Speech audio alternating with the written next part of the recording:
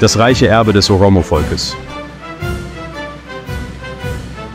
Die Oromo. Das Oromo-Volk und Oromia, sein Heimatland, bilden eine der größten Nationen Afrikas. Sie haben eine reiche Geschichte und eine lebendige Kultur. Die Oromo sind hauptsächlich in Oromia, Teilen Kenias, Somalias und Djiboutis konzentriert. Jahrhundertelang haben sie ihre einzigartigen Traditionen und Lebensweisen bewahrt. Die Oromo sind tief mit ihrem Land und seinen Ressourcen verbunden. Ihre Geschichte reicht Jahrhunderte zurück. Sie haben viele Herausforderungen gemeistert, aber ihr Geist bleibt stark. Im Laufe ihrer Geschichte waren die Oromo für ihre Widerstandsfähigkeit und Entschlossenheit bekannt. Sie haben ein starkes Gefühl für Identität und Gemeinschaft.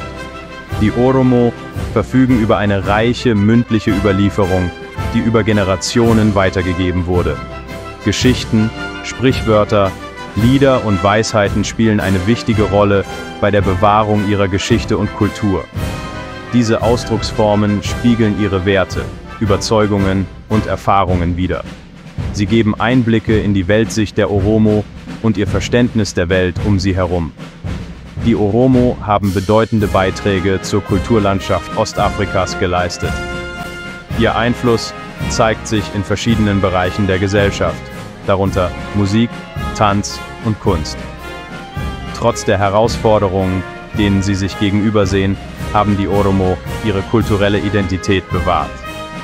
Sie inspirieren weiterhin andere mit ihrer Widerstandsfähigkeit und ihrem unerschütterlichen Geist.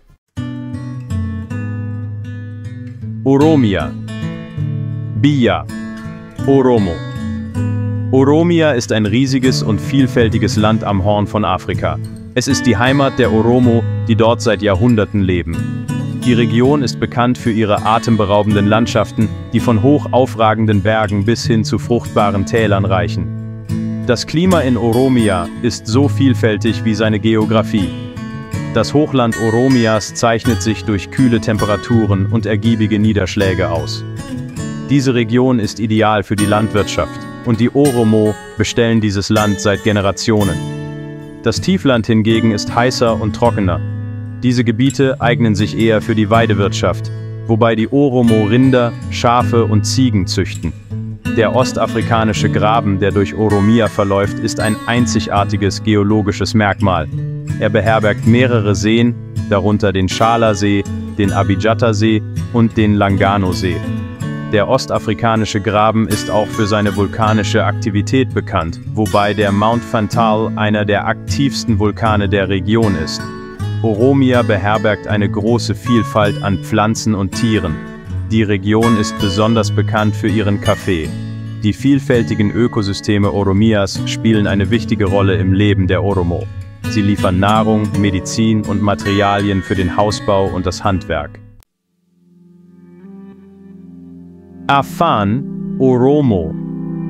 Die Sprache der Oromo heißt Afan Oromo und gehört zur kuschitischen Sprachfamilie. Sie wird von zig Millionen Menschen gesprochen und ist damit eine der meistgesprochenen Sprachen Afrikas. Afan Oromo hat mehrere Dialekte, aber es wurden Anstrengungen unternommen, die Sprache zu standardisieren. Die traditionelle Religion der Oromo ist Wakefana. Dieses monotheistische Glaubenssystem dreht sich um die Verehrung von Waka, dem Schöpfer und Erhalter aller Dinge. Wakefana betont das Leben im Einklang mit dem Schöpfer und der Natur und den Respekt vor allen Lebensformen. Im Laufe der Jahrhunderte haben viele Oromo auch andere Religionen angenommen, darunter das Christentum und den Islam. Diese religiöse Vielfalt ist ein Beweis für die Aufgeschlossenheit und Anpassungsfähigkeit der Oromo. Die Oromo haben ein einzigartiges Regierungssystem, das als Gadaa bekannt ist. Dieses demokratische System basiert auf Altersgruppen und sozialen Rollen. Alle 8 Jahre übernimmt eine neue Generation die Führungsverantwortung. Gadaa sieht Bestimmungen vor, um Führer abzusetzen, wenn sie nicht gemäß den demokratischen Werten von Gadaa führen. Innerhalb des Gadaa-Systems nehmen Frauen wichtige Rollen ein, darunter die Siké-Institution, die sich auf Friedensstiftung und Konfliktlösung konzentriert. Das Familienleben der Oromo. Die Gesellschaft der Oromo ist in Clans organisiert. Das sind Gruppen von Menschen, die einen gemeinsamen Vorfahren haben. Diese Clans sind weiter in kleinere Einheiten unterteilt, die man Familien nennt. Die Familie spielt eine wichtige Rolle in der Kultur der Oromo und von den Einzelnen wird erwartet, dass sie ihren Ältesten Respekt entgegenbringen. Die Ehe ist eine wichtige soziale Institution bei den Oromo. Traditionell arrangieren die Familien Ehen, aber heutzutage werden Liebesheiraten immer häufiger. Oromo-Hochzeiten sind freudige Ereignisse, die von Musik, Tanz und Festessen geprägt sind. Kinder werden in der Gesellschaft der Oromo sehr geschätzt. Sie werden als Segen und Quelle der Freude angesehen. Eltern, Verwandte und Dorfbewohner beteiligen sich aktiv an der Erziehung der Kinder und vermitteln ihnen die Werte und Traditionen ihrer Kultur. Gastfreundschaft ist ein Eckpfeiler der Oromo-Kultur. Gäste werden mit offenen Armen empfangen und mit großem Respekt behandelt.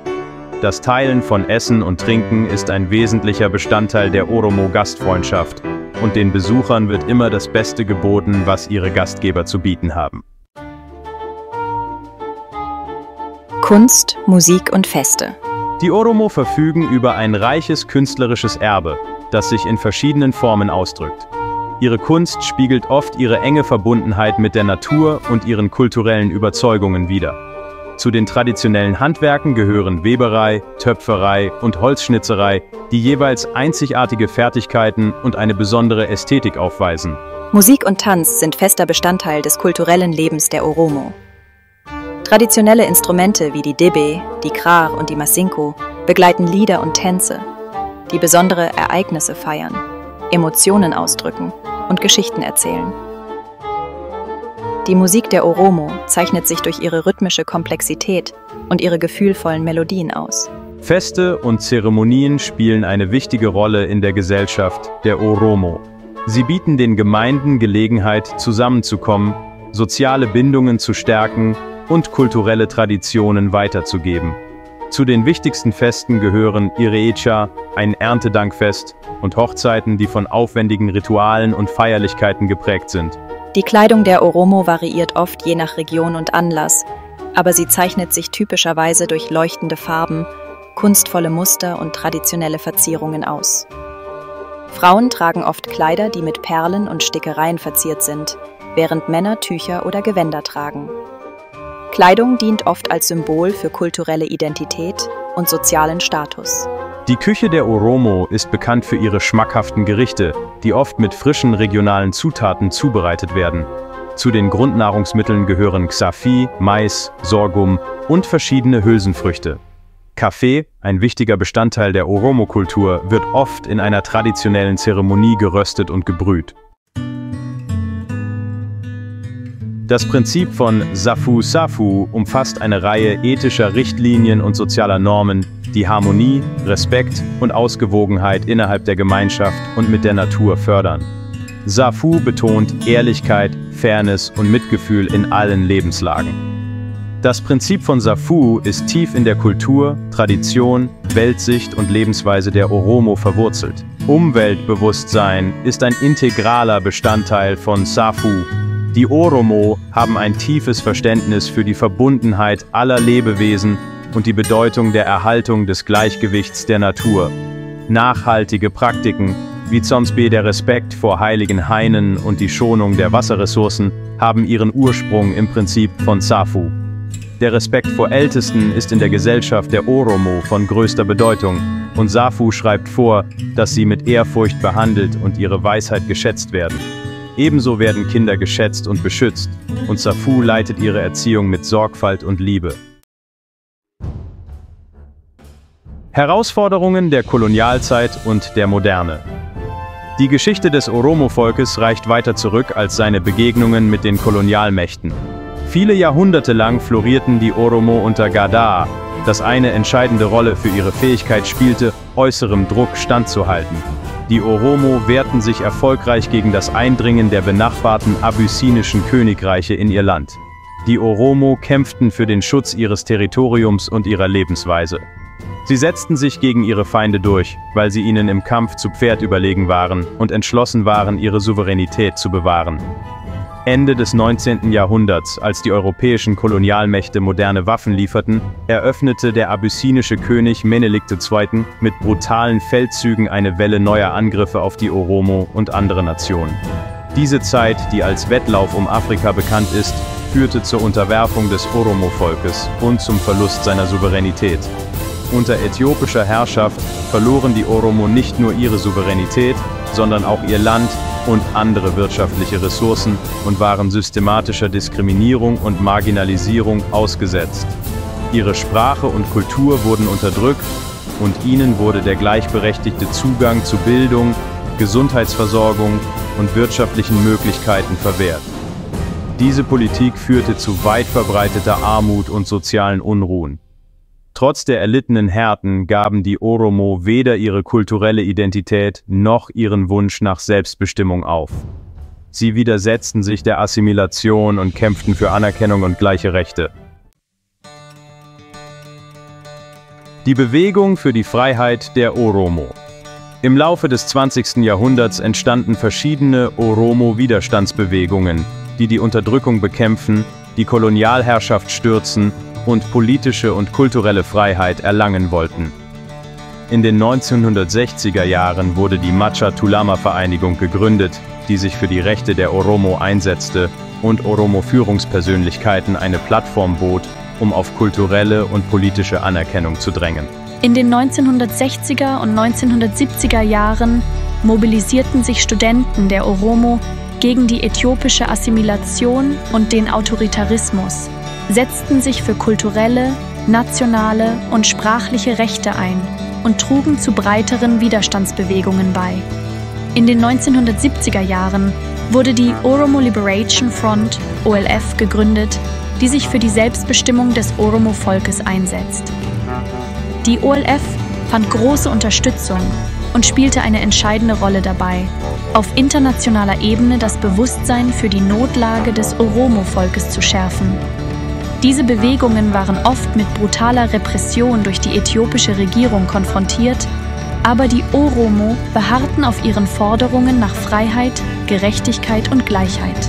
Im späten 20. und frühen 21. Jahrhundert erlebte der Aktivismus der Oromo, insbesondere unter Studenten und Jugendlichen, ein Wiederaufleben. Sie nutzten soziale Medien und andere Plattformen, um Unterstützung zu mobilisieren, Proteste zu organisieren und ein Ende der Diskriminierung zu fordern. Diese Bewegungen haben einige Erfolge erzielt, darunter die Aufnahme Oromias als Gebietskörperschaft, die Anerkennung von Afan Oromo als Amtssprache in Oromia, die Bildung eines nominellen Oromia-Staates und das Wiederaufleben der Oromo-Kultur. Es bleiben jedoch noch erhebliche Herausforderungen zu bewältigen, wie Zambe, die Ausübung des Rechts auf Selbstbestimmung durch das Volk, die Beendigung der Landnahme, die Verwirklichung einer echten Selbstverwaltung in Oromia und darüber hinaus, sowie die Ermöglichung größerer Autonomie und freier Zusammenarbeit zwischen den vielen Nationen, um die Hegemonie einer Gruppe ein für allemal zu beenden. Der ungebrochene Geist des Oromo-Volkes. Trotz der vielen Widrigkeiten, denen sie ausgesetzt waren, haben die Oromo bemerkenswerte Widerstandsfähigkeit und ein unerschütterliches Engagement für Freiheit, Gleichheit, Gerechtigkeit und ihr kulturelles Erbe bewiesen. Sie haben ihre Sprache, ihre Traditionen und ihre sozialen Strukturen bewahrt und über Generationen weitergegeben. Das ausgeprägte Gemeinschaftsgefühl der Oromo und ihre Werte der gegenseitigen Unterstützung haben ihnen geholfen, Herausforderungen zu meistern.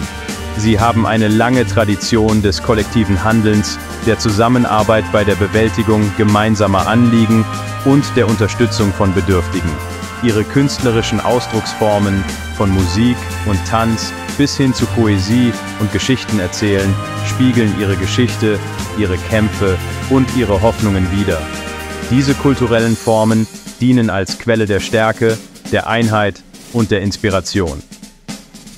Die unerschütterliche Entschlossenheit der Oromo, ihre Rechte zu sichern und eine bessere Zukunft für sich und ihre Kinder zu schaffen, ist ein Beweis für ihren Geist.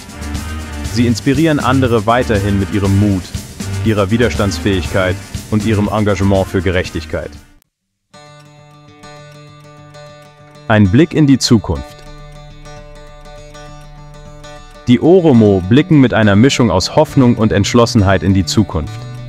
Trotz aller Herausforderungen gibt es ein wachsendes Bewusstsein für ihre Rechte und eine globale Bewegung, die ihren Kampf für Gleichheit unterstützt. Bildung wird als Schlüssel zum Fortschritt angesehen. Und es gibt einen starken Wunsch unter den Oromo, ihren Kindern die Möglichkeiten zu bieten, die ihnen verwehrt wurden. Der Zugang zu hochwertiger Bildung ist unerlässlich, um künftige Generationen zu stärken und ihnen die volle Teilhabe an der Gesellschaft zu ermöglichen. Auch die wirtschaftliche Entwicklung ist entscheidend für die Verbesserung der Lebensbedingungen der Oromo. Die Schaffung von Möglichkeiten für eine nachhaltige Existenzsicherung, insbesondere in ländlichen Gebieten, ist unerlässlich, um die Armut zu lindern und die Ungleichheit zu verringern. Die Oromo wünschen sich eine Zukunft, in der sie frei sind, sich frei mit anderen zusammenschließen können und mit Würde und Respekt behandelt werden, in der ihre Stimmen gehört werden und sie gleichberechtigt an der Zukunft ihres Landes teilhaben. Ihr Weg zu Freiheit und Gleichheit ist noch lange nicht zu Ende, aber ihr Geist ist ungebrochen.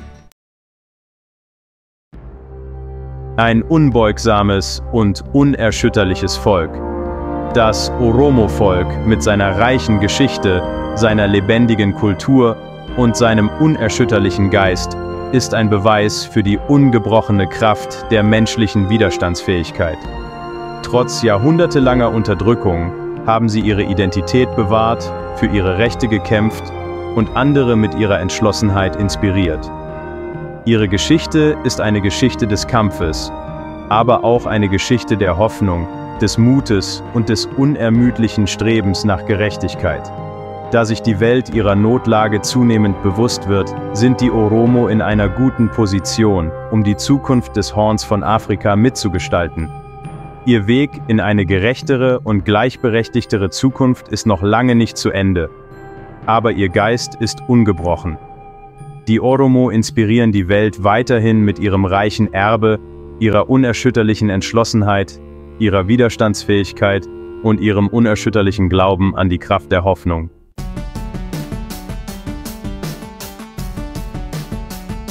Dieses Video wurde von Birmadu Media erstellt. Besonderer Dank gilt allen Mitwirkenden und Unterstützern. Musik und Bilder mit freundlicher Genehmigung der jeweiligen Urheberrechtsinhaber. Vielen Dank fürs Zuschauen.